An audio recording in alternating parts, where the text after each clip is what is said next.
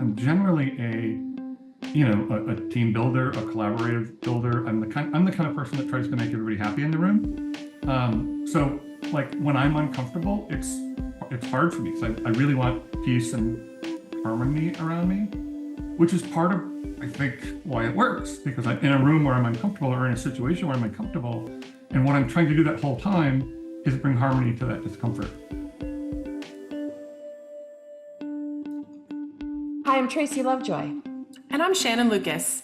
We are the co-CEOs of Catalyst Constellations, which is dedicated to empowering Catalyst to create bold, powerful change in the world. This is our podcast, Move Fast, Break Shit, Burn Out, where we speak with Catalyst executives about ways to successfully lead transformation in large organizations. And today we are very excited to be with one of our favorite folks, Ralph Loura.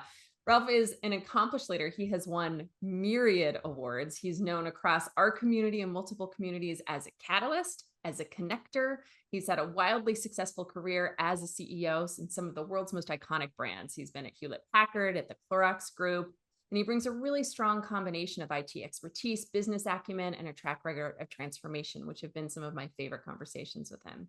He's known for his experience in both technology and management, not always a perfect combo. He now provides support, guidance, and strategy to businesses and boards. And he's the co-founder of sustainableIT.org, one of his passion projects these days, a nonprofit that brings technologists to the table and into the conversation. And they've been so successful in getting into the conversation that they spoke at Davos this past January. And again, they're going to be there in January 2025. And he was just in New York at Climate Week. Ralph, thank you so much for spending time with us here today. Super excited. Can't wait to have our chat. I know, me too. So would love to turn that, I gave a little bit about your background, but turn it over to you to tell us, how do you see your career highlights, and what were those catalytic moments of transformation that you feel really show that catalytic nature? Yeah, it's interesting. I'm not one of these these people who believe in fate or whatever, but like somehow most of my, even early in life and through school and other things, I've kind of ended up in the right place at the right time, sort of unintentionally. Certainly never a strategy behind it, but like I've just sort of shown up where there's a lesson to be learned, or I was in the place that I needed to be when I needed to be there. So like I grew up, actually a farming community in rural New York. Neither of my parents had ever gone to college, so I had no navigation. I had no, example. And I took the SATs and applied to a bunch of colleges and got into a few, and I just hadn't made a plan yet. And of all things, a guy I went to high school with, his brother had gone to Notre Dame, and he was going to end up going to this little school a couple hours south of Notre Dame in Indiana. And his dad didn't want him to go all the way out there and not know anybody. So unbeknownst to me, he went to my school, got some tapes of me playing football, sent them to the football coach, and I get this random call. Hey, this is Coach Jennings. We'd like to talk to you about playing football with us. I'm like, you're who? Where are you? But it ended up being an amazing experience for me. So it's a small liberal arts school, 1,000 student total enrollment. And I was very interested in sort of math and computer science and sciences in general. And I'm like, I don't know, liberal arts, if they have the right program. And I don't know, somehow he sort of convinced me this was the place for me. And it was.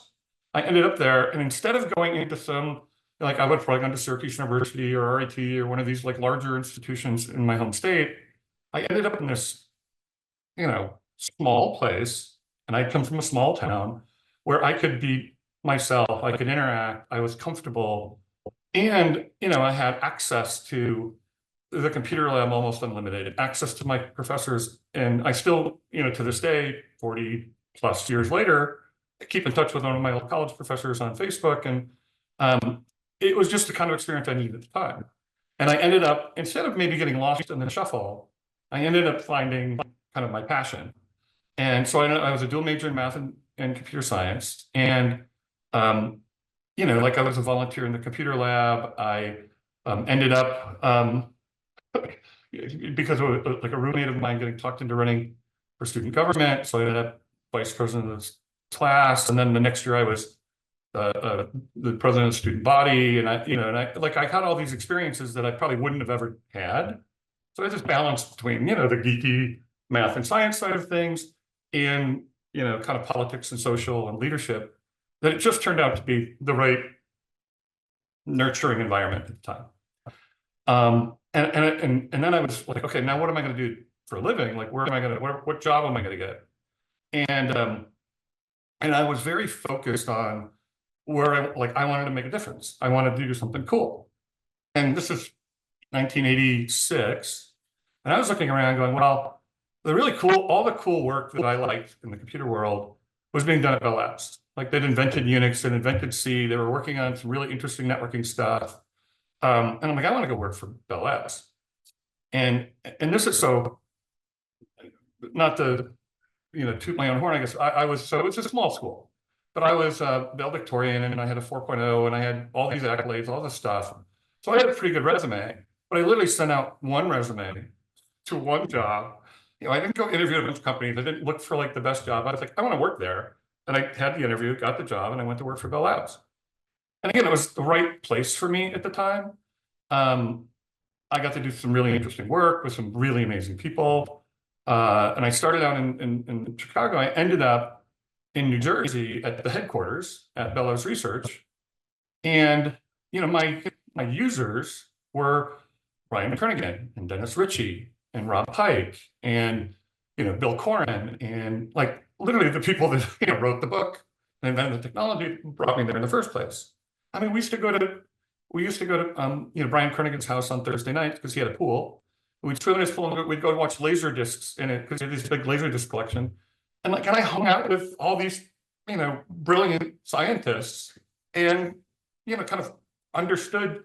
In part, one of the big, so kind of long story short, one of the big lessons through all of that was innovation, disruption, whatever you want to call it, the catalytic transformation.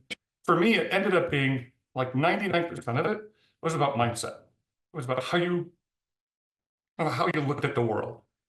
Like, a lot of people, and I still know a lot of people at Bell Labs that spent 40 years, they had a great career, but they're still there kind of doing the incremental job over 40 years that they signed up for, and which is wonderful for them. I knew that wasn't going to be what I wanted to do. And part of it is they had the mindset of, well, I'm going to get the next project, and I'm going to do that a little better, and I'm going to get the next project, and so on. And I was just kind of restless. I wanted to do something different. So for instance, my first job, I was an assembly language programmer for a front-end processor on an MDOL mainframe running Unix, like this, weird, super deep, geeky, down in the weeds job.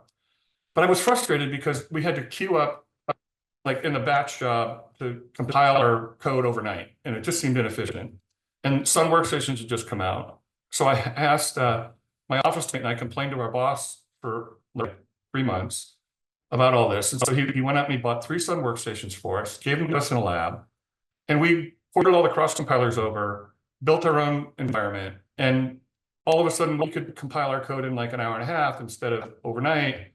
And the next thing you know, like half the workload of the computer center is running, in our cluster, because you could code in the morning, go to lunch, and come back and have results. And which is kind of how I stumbled into IT, because I never planned on being an IT leader. And that's kind of been, the history of my career is more and more of that kind of seeking out the things that were kind of different, trying to look at things from a different lens, and then bringing, a kind of different way of doing things to the table. When did you know that that's what you were doing, right? Like, that you were actually with consciousness seeking out something different versus intuitively doing that? Yeah, it's interesting. So Bell Labs was a great place to be from. AT&T had, a 125-year-old company. They had a great, they taught leadership in a very systematic way.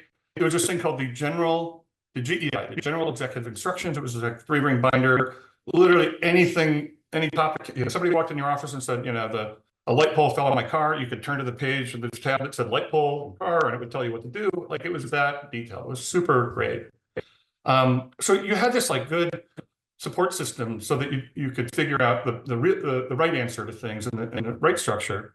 But it was a business built on innovation. So they also valued people that did things differently. But every year we would get our, our review, and my review was always, it was fairly positive, but it always had something, I don't know, the kind of work equivalent with, not that it does not work and play well with others, but sort of kind of does, you do things a little differently.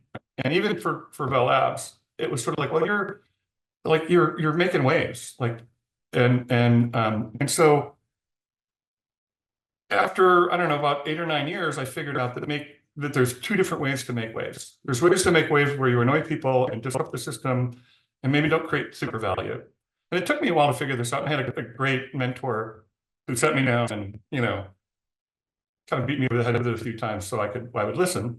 And then said, hey, you can do really great things, and this tendency of yours can be really valuable, but you should use it in a different way. And one of the things that really frustrated me earlier was when people wouldn't I'm like, hey, I'm trying to do good things here, like you're not on board, you don't get it, and people would be resisting it. And one of the things he said to me was, he said, it makes sense to them. Well, I'm like, what does that mean? He goes, nobody shows up to work every day thinking, how can I make this harder for everybody around me? Like, they show up to work thinking, hey, I want to do good work. I want this to be fun. I want this to be interesting. And if they're fighting you, it's because it makes sense to them. So you have to figure out, why is it makes sense? Like, what is it about what you're doing that doesn't fit? How do you maybe bridge that gap? Or maybe in some cases, it's never going to make sense to them, and it's time for you to find some other place to kind of go, pitch your battle. And so that was probably 10 years into my career, I kind of finally figured that out. So reading the reviews and seeing this pattern about yourself of being different and wanting to do different things, having a mentor that kind of whacked you upside the head of like, you're a wave maker and you can do it in an awesome way, or you can be a tidal wave essentially. Yeah. And not an awesome way. And then this particular wisdom from your mentor, it makes sense to them. How do you bridge that gap? Yeah. So as you then move forward in your career, were you intentional about always seeking places where you could be looking for things to do different? Or was it, some of these stories feel a little happenstance, and so at some point did kind of Ralph take control, or what happened? Yeah, I mean, there's both, right? I think there is opportunity comes in front of you or it doesn't, but it's your choice as to where you steer the ship. And so for instance, after Bell Labs, I left and I spent a little time on Wall Street. I worked for a company called D.E. Shaw and Company, a hedge fund, running systems there. And it was a very interesting experience, very different. And at that point, it was like, hey, I've been in tech. I've been in kind of the academic side of tech. And I really wanted to do something. I wanted to be in business, and like, what more businesses than Wall Street? So I specifically sought out a different environment, like a bit of a career change, and see, hey, kind of part of this was, can I play in this space? Or should I stick to some more, researchy place that kind of gets innovation and so on? And I enjoyed that experience. And then from there, I had an opportunity, I had a set of interviews at Goldman Sachs. I went through, counted 28 interviews. Like, they were very thorough. It took like 6 weeks. It's crazy. And then on like the 24th week, I got a call from a recruiter at Cisco Systems. And they said, hey, we're recruiting for this job. Like, we'd like to talk to you. And I said, well, I really don't want to waste your time. Like, I'm at the end of this pipeline. Like, I know I'm getting an offer. And it's, well, humor us. Like, we're actually pretty quick at things. And finally, the recruiter said something like, hey, what's the worst case? You fly out to California, you have a nice day, you spend the weekend, and you go home. Like, good. I said, okay. So I flew out to California. I had a day-long slate of, I think I interviewed like 10 people through the day. At the end of the day, Pete Solvik was the CIO at the time. Pete took me in a room off one of the lobbies, and we sat for 2 hours and had a great interview. And one of my questions to Pete was, this is late 90s. It was kind of like, hey, Cisco's, you've been splitting stock and growing, like, isn't all the interesting stuff done? Like, what's left? And then he laid out here's the next, here's what's driving growth, and here's where we are, where we're headed. And it was very compelling. So I played for the weekend, flew home. And on Monday morning, I'm literally waiting for the FedEx package from Goldman with the offer to come in. And I got a phone call from Pete with an offer at Cisco. And for being able to like, wait a minute, like it took 6 weeks for these guys to decide that like they wanted me. And Cisco, it was like, 3 days. And they get to the point where they had an approved offer that they could make. And so it turns out it was actually, the Goldman job was like a VP of something. The pay was better, a bunch of other things were better. Cisco was lower pay. It was more, back end equity, less upfront. It was a director title, not a VP title, and a bunch of other things. But it took me 10 minutes of thinking to go, like, it's obvious where I need to be. I want to be someplace that can make decisions, that understands value, that wants somebody that's a change agent. And so I took the job at Cisco and kind of never looked back. It ended up really changing the trajectory of my whole career. And that was, so it was that intentionality. And then like when I left Cisco, I had two opportunities. One was, Cisco, I'd gone through the bubble growth and then the bubble had burst. And so I was at Cisco doing all the kind of the first 3 years. We acquired 22 companies, the stock split every 8 months. We grew like crazy. We were hiring 1,000 engineers a quarter. It was like insane. And then the last year I was there, the bubble had burst and we started laying off people the first time in history. We were trying to figure out how to be grown-ups. So we had a lot of committee meetings where we started to design by committee. And I was essentially offered what I would call, I'm sure they wouldn't put, I would have called at the time a VIP job, a vest and peace job. Like, hey, we don't have anything really exciting for you right now, but like, here's our consolation prize. We want you to go run EMEA, so run IT for Europe, Middle East, and Africa, like be an expat for a couple of years. And like when all this blows over and like we're back to growth again, we'll bring you back and there'll be something sexy and exciting for you to do. And like you're back on your growth path. And then I had another job, which is some Cisco people that had left Cisco at the time that went to Simple Technologies in Long Island. And Simple was a mess. It had gone through, it was kind of they had their Enron Tyco moment. 11 of the 12 econ members were terminated, 3 were indicted. It was a mess. And so a bunch of these guys came in to kind of take it over and clean it up. So Bill Nudi was CEO. John Bruno came over as chief marketing officer. So a bunch of Cisco guys that I'd known. And then John called me and said, hey, like I need a CIO. And I'm like, dude, like I'm not moving to Long Island. Like, what are you, crazy?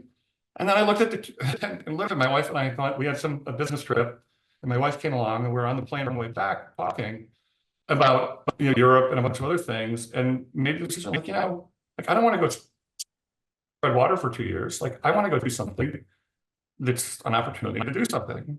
And so we went to Long Island and we spent 3 years like working harder than I ever have in my life. Every Monday we'd wake up and see if we get delisted yet. We restated 5 years worth of earnings, rebuilt the entire controls environment, re-implemented SAP. We took SAP from like a 3.5 to a 4.7i. We skipped like 4 release upgrades. SAP said it couldn't be done. So we did all this stuff in 3.5 years.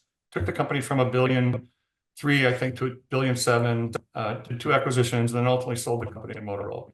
It was like chaos for 3 years. But I learned so much in that 3 years about creating intentionality, creating transformation, being a catalyst. So one of the things John said, that we spent all this time, we created this big transformational program behind all of this work. And so you're taking a bunch of people who had lived through some really tough times at Symbol and trying to convince them that like, hey, this is the future and we're going to get this done. And they're looking at you like, you guys are nuts. Like, we've never done this much work before. There's no way this is going to, even the vendor says you can't do this. And we're like, no, we got this. It's going to be fine. And we had, we actually created a marketing campaign internally called Imagine a Symbolware. So imagine a Symbolware, onboarding, we can bring somebody on in a day, like all these things we were trying to accomplish. And then we had this big launch and we went through half a day thing where we brought all IT through. And then later in the week, I'm like frustrated because again, I'm like, all these people like don't get it. And John pulled me aside and said, like John's like, how long did it take you to get there? You've been working on this for like months. You spent 4 months, like 12 hours a day, building this thing and convincing yourself and lining up everything. Like you give them 4 hours. Like you gotta bring them along. Like they need to get there. They need to catch up. And so I spent a bunch of time working on mindset, working on getting them caught up, getting them on board. Why I believe what I believe, how we were going to get there, connecting all the dots, and that made a huge difference. And we delivered the 4.7i upgrade. We delivered a transformation in how we did manufacturing from build to stock to assemble to order. We delivered a transformation of IT from all onshore to a two-in-a-box model using a big organization in India and a big organization in Brunei. All this in like 3.5 years. Yeah, it's crazy. It is amazing. One of the things that's so loud for me is you tell these amazing stories. You started off by telling us you don't believe in fate. You do believe that you ended up at the right place at the right time. Can we know, like, was there something that told you which choices were the right place at the right time?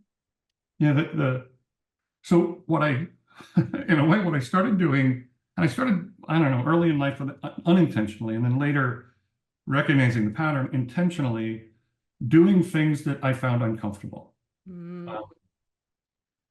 So, picking up and moving to Silicon Valley from after I'd spent most of my career in the East Coast, like uncomfortable. Working for a tech company like Cisco, I had a little bit of imposter syndrome. Like, do I really belong here? And here I am, this leader that's supposed to change things. And like, I don't know anything about Silicon Valley. And so doing things that were uncomfortable.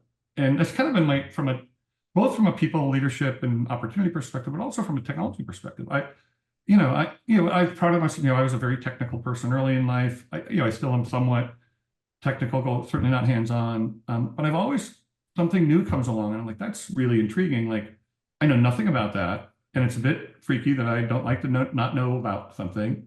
And so I'll go do the thing that looks scary and new and uncomfortable. I'll go spend time unpacking. When blockchain came out, I was like, I don't know nothing about blockchain, but I got to go figure out how blockchain works. So I spent a bunch of time on understanding the ecosystem. AI, generative AI and LLMs. I knew a bit. In grad school, I took my grad school focus was AI and natural language processing, but this is old school AI. So I know a little bit about the way AI was approached at the time, and the generative LLMs kind of stuff, very different. And I found that fascinating and kind of a bit unnerving because it's like, I don't know anything about this. And I need to know about this. I'd love to jump in on that because it's actually not something that we talk a lot about. Like even in the book and, in all of the conversations, we talk about how catalysts have a more positive relationship with change. And so like, I can hear some of the excitement, but we don't often talk about but it doesn't mean that we're not uncomfortable. Like you'll jump into a whole new industry or you'll jump into a whole new, skip 2 levels to get to the CIO from a director of IT. Like, how did you manage that uncomfortability? And I also heard the word imposter syndrome in there, which I think is a very common experience for catalysts too. Yeah. There is a level of kind of getting comfortable with being uncomfortable. And it's just I'm generally a team builder, a collaborative builder. I'm the kind of person that tries to make everybody happy in the room.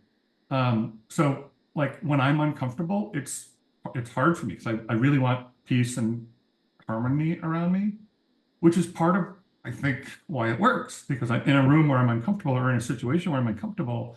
And what I'm trying to do that whole time is bring harmony to that discomfort.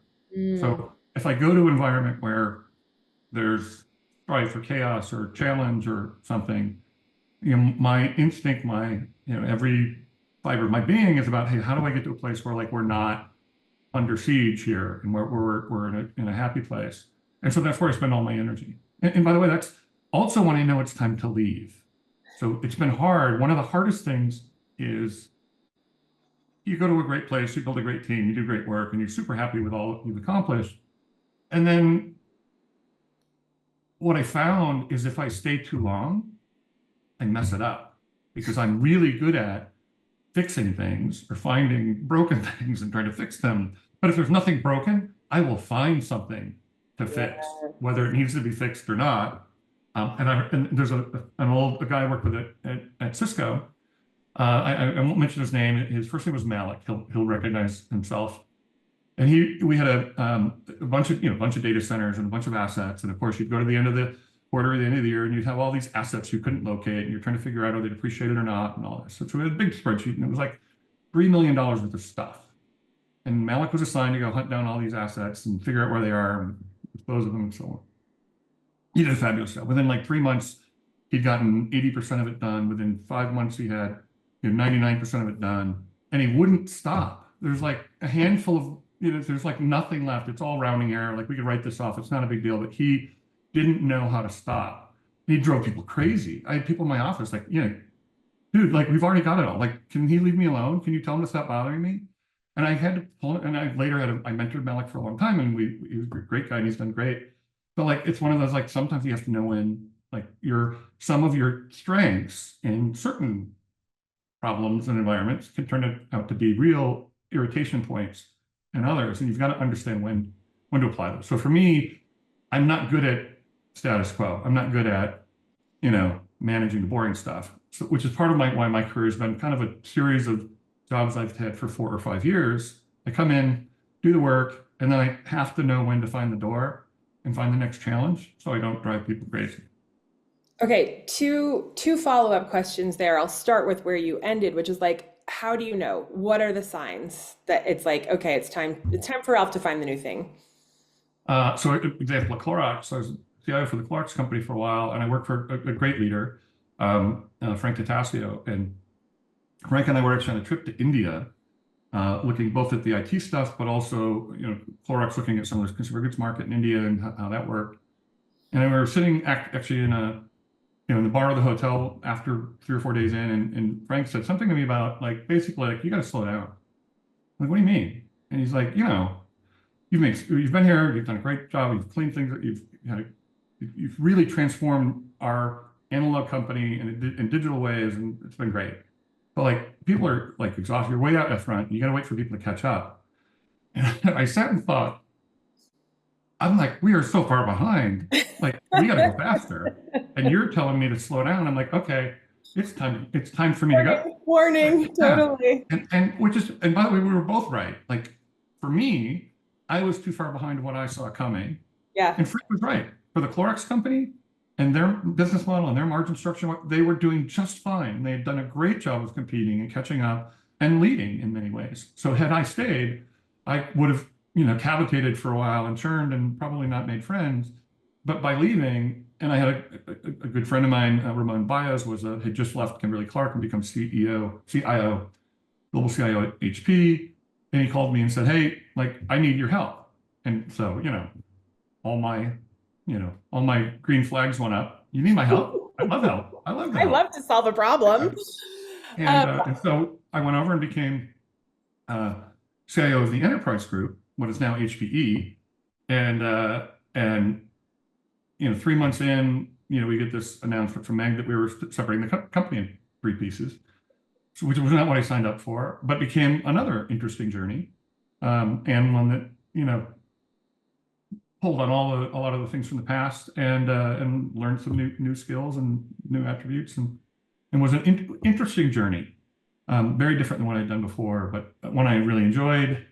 And then, but again, one that was fairly clear to me for a bunch of reasons wasn't where I wanted to stay long term. Because again, HP, while innovative and so on, is a very large company with a very large history and a lot of momentum behind a number of products and processes. Yeah. And so I was here at the right time when they needed a catalytic change and they needed dramatic change. Yeah. Had I stuck around, I would have been unhappy and they would have been unhappy. Yeah. Because they needed to move to the digesting the change part after the separate. So I left like the day after we separated, left HPE, and it was, and I have great friends there that I have a ton of respect for. Antonio Neri is the CEO there now. I worked for Antonio for a long time. Fabulous leader, love what they're doing. But yeah, it was time for me to go. Going back to when you were saying, you were on the trip to India and he's like, you got to slow down. Everyone had this change fatigue at that point. What we're hearing, especially in the last 4 years, is that like everyone has change fatigue now, like the speed of change and all of that stuff. And I'm just wondering, like, if you have advice for Catalyst leaders about how to, because even we're hearing the Catalyst leaders themselves are like having struggle managing energy with the, hey, we need to keep the lights on, get back to basics and fundamentals, but we can't slow down on transformation because we'll be dead in the water. Do you have advice? Yeah. It's interesting. There's a quote that I actually used last week at a conference here at to kind of make a point. There's a quote from I think Computer Week or IDG. It was something like, the never before, the changing role of the CIO, it's changing faster and it's different, and it's never been before like this. it's the best time in the world to be a CIO, and things are amazing. And it was a quote from 2008, and it could have been from 1998, and it probably had another quote in 2018. There'll be another one in 2028. So like the changing role of the CIO has been like a theme my whole career, and Yeah. it's certainly not. It's not getting different. It's just getting more, right? So a decade ago, we weren't necessarily tasked with cyber. All of a sudden, every CIO wakes up and eats, sleeps, and breathes cyber. 5 years ago, nobody heard of AI. Now AI is the core of every conversation. 3 days ago, Shanghai University just published a paper that they, for the first time, were able to prove, and they published in a peer-reviewed paper, that they were able to decrypt a RSA encrypted block of Wow. data with using quantum computing. I hadn't And heard that. they That's did it in nuts. hours instead of years. So now they did it on a 22-bit code encrypted. Now most people are using 256 or 512, but basically it means a clock is ticking now. Right. That everything you've ever assumed was good about encryption is no longer good. So it's no longer quantum safe.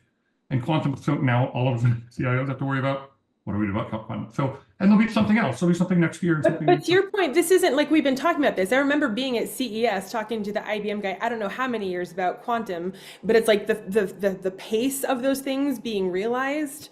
So yeah, so advice for execs to navigate that? So, get comfortable being uncomfortable. And yeah, I mean, so there's this, I mean, clearly there's a balance, right? You have to make progress on strategic initiatives. You have to make, there's table stakes, right? You have to balance managing current operations with piloting new opportunities. I hate what Gartner came out with like a decade ago. They talked about bimodal IT. I don't know if you remember bimodal IT. Again, this is because of my nature. I used to joke. I said, "Oh, it's IT fast and slow. Who wants to be on the slow team?" Like, nobody. Like, I want bimodal IT. Hey, there's going to be the people that run the boring stuff, and then we're going to have some cool people that go do fun stuff in the front. What team do you want to be on? So I always looked at it as you have to be an advocate for new technologies and partnerships.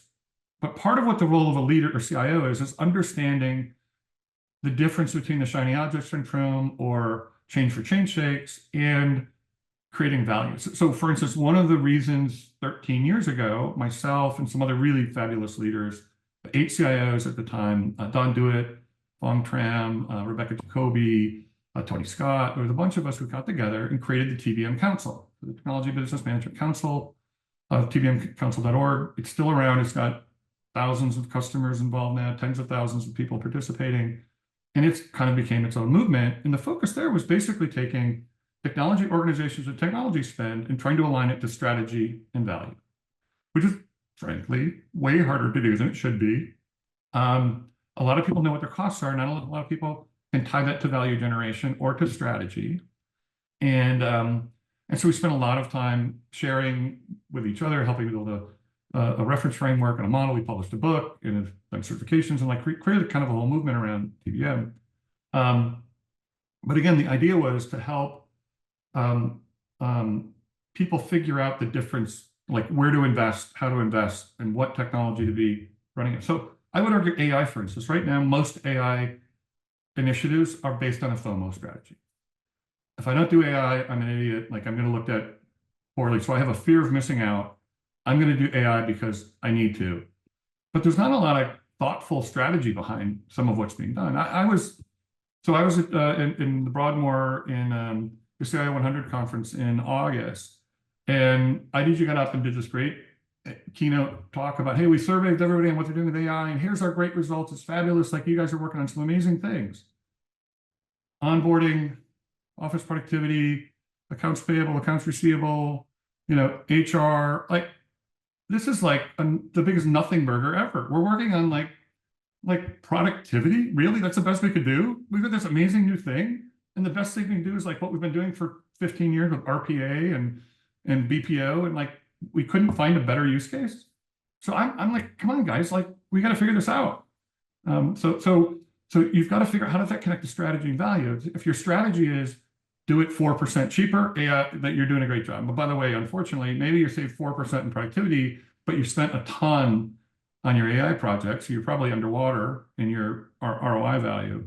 So you've got to find ways to map technology spend and organizational structure to strategy and value. Create, Amazing focus advice. on strategy, create value. Love it. Amazing advice. All right, as we wrap up, I have two quick questions. One is following the thread of the conversation. So if someone out there is having a Goldman Cisco moment, we know they need to go to the right place at the right time. How do they know which is the right place at the right time? What do they tune into, Ralph? So like I said, one is, if something's making you uncomfortable, that's probably a good sign that, it's gonna cause you to grow. It's gonna cause you to change. It's gonna teach you something.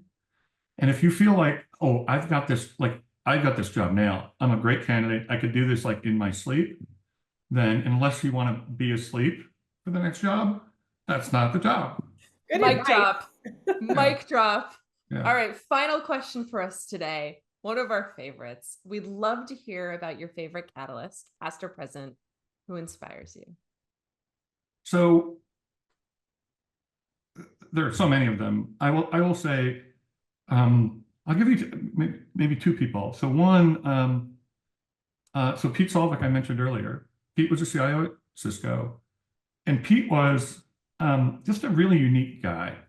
He was very thoughtful. He was very, and in Silicon Valley, which is not known for its, kind of emotional quotient sometimes. Pete was just, he cared about people and what they were doing. He was, the old, like, people don't care what you know until they know that you care. And he was never easy to work for, but he was, so because he like, it was like, gave you hard work and you had to do it and it was tough. But he was always there when it was tough to help you make the right decision, help you get to the right place. And he's still a mentor today and a friend. He went on to become a VC and has invested in companies like DocuSign and others, and has done very well as a technology leader and investor. And he's just, so at Cisco, for instance, one of the first things he did when I was there is Cisco had a big IT spend and all the standard tension between, the business who claimed, like, I don't get enough attention from IT, and, the CFO who said IT costs too much. And so Pete took a really bold move as a catalyst and said, listen, here's what I'm going to do. And I don't remember, but it was big. It was like the IT spend was like $2 billion or something at the time. And he said, listen, I'm going to keep $1 billion to run the network and the desktop and help desk and the ERP systems and all that. And I'm going to take the other $1 million and give it back to business. So I'm going to take sales and give them their chunk of the business, and HR. And then you get to make a choice. Do you want to invest in a CRM platform, or do you want to hire another salesperson? You pick. And it changed the conversation, right? Now it wasn't hanging up on IT. It was, wait a minute, no, like, kind of like, don't do that. And then, in fact, John Chambers, because of that, they were trying to get what they called internet quotient. They coined this term IQ, and they were trying to get people to be more of an e-business. And he asked every leader to come in and present their IQ strategy.